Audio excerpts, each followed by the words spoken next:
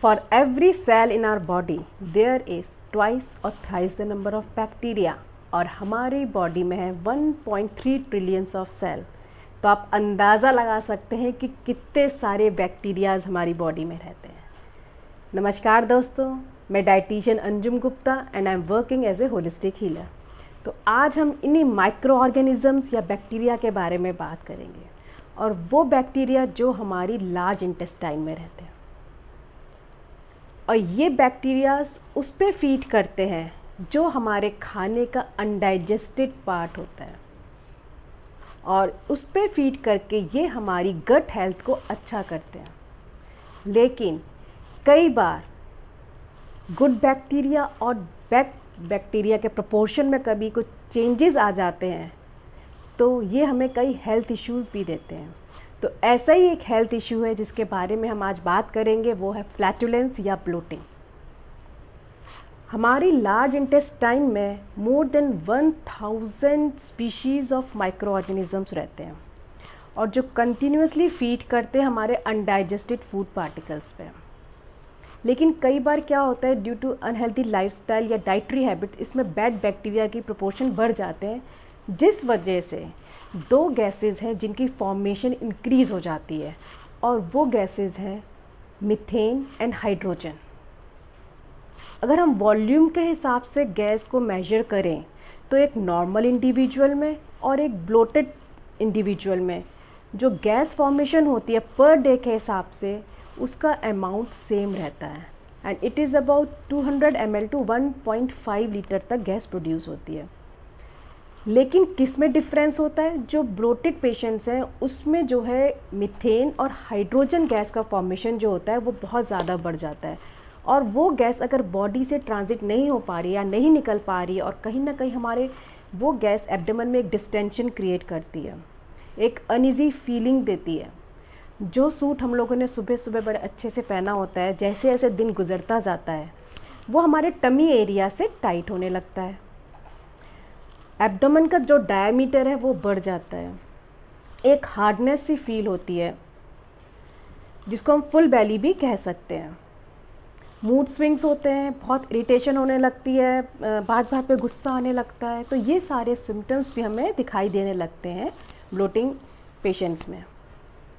तो आइए पहले देखते हैं कॉजेज़ क्या क्या है और क्या क्या गाइडलाइंस हम फॉलो कर सकते हैं अपनी लाइफस्टाइल को और डाइटरी चेंजेस में, जिससे हम इस ब्लोटिंग से अपने आप को बचा पाएँ। तो जैसा मैंने पहले बताया, जो मेन कॉजेज़ हैं वो हैं आपकी dietary and lifestyle habits, and और जो रीज़न्स हैं वो है स्ट्रेस, रॉन्ग बॉडी पॉस्चर, कुछ मेडिकेशंस, एंड कुछ इंटरनल इंटेस्टिनल डिजीज़ होती हैं जिसकी वजह से जो है आपकी इंटेस्टाइन की मोटिलिटी डिक्रीज़ हो जाती है, जिसकी वजह से कॉन्स्टिपेशन होता है और बैड बैक्टीरियाज़ के अमाउंट जो है वो इंक्रीज़ हो जाता है। तो ये कुछ कॉजेज़ हैं, और तो हमारी गाइडलाइंस भी ये रहेंगी कि हम इन कॉजेज़ को हम ठीक कर सकें और अपनी जो लाइफस्टाइल है उसको बेहतर बना के अपने कॉन्स्टिपेशन से बच सकें, और जो ब्लोटिंग की प्रॉब्लम हमें हो रही है उससे हम बच सकें। तो जो पहली गाइडलाइन है ये बहुत ही इम्पॉर्टेंट है, खाली ब्लोटिंग के लिए नहीं, लेकिन सारी अपनी ओवरऑल हेल्थ के लिए भी, वो है आपका वेकिंग अप टाइम और स्लीपिंग टाइम। सुबह आप जो है 6 o'clock तक उठ जाएं और रात में 10-10:30 सो जाएं। ये स्लीपिंग टाइम मेंटेन करना बहुत ज़रूरी है, क्योंकि इसका भी एक साइंटिफिक रीज़न है, और ये अपने आप में एक बहुत बड़ा टॉपिक है, वो हम कभी और डिस्कस करेंगे। बस एक बात मैं आपको यहाँ पर बता देती हूँ कि आपके जितने भी बॉडी ऑर्गन्स हैं उनको हमने 2 आवर्स का टाइम स्लॉट दे रखा है according to the sun clock. उस 2 आवर की क्लॉक में वो बॉडी ऑर्गन जो है वो एक्टिवली वर्क करता है।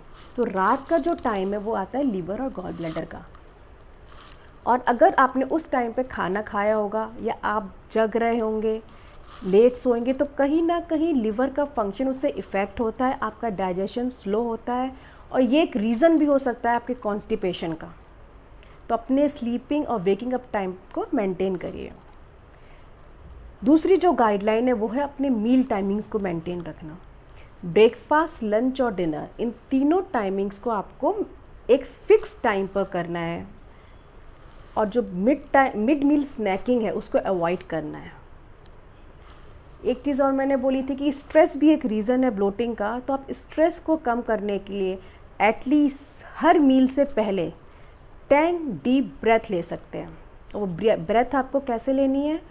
Inhale from your nose and exhale from your mouth. तो ये आपकी बॉडी में ऑक्सीजन की लेवल को बढ़ाएगी, जिससे आपका स्ट्रेस लेवल कम होगा। दूसरा, तब आप खाना खाने से पहले इसको करेंगे तो आपकी बॉडी को ये डाइजेशन प्रोसेस जो है वो उसको एक्टिवेट करेगी और वो डाइजेशन प्रोसेस जो है वो आपका स्मूथली चलेगा। एक गाइडलाइन और है कि आपका बॉडी पोस्चर, कई बार क्या होता है हम लोग का बॉडी पोस्चर होता है वो हम लोग ज़्यादातर आगे झुक के बैठते हैं अगर हम कुछ काम कर रहे हैं, तो वो स्टमक पे और हमारे इंटेस्टाइन पे कहीं ना कहीं प्रेशर डालता है। तो आप अपने मील्स के बाद वज्रासन में बैठें एटलीस्ट फॉर 5 मिनट्स। ये क्या करेगा? आपकी बैकबोन को स्ट्रेट रखेगा और आपका जीआई ट्रैक्ट में फूड की जो मोटिलिटी है, मूवमेंट है, वो स्मूथ करेगा। तो आप 5 मिनट्स तक वज्रासन में बैठ सकते हैं।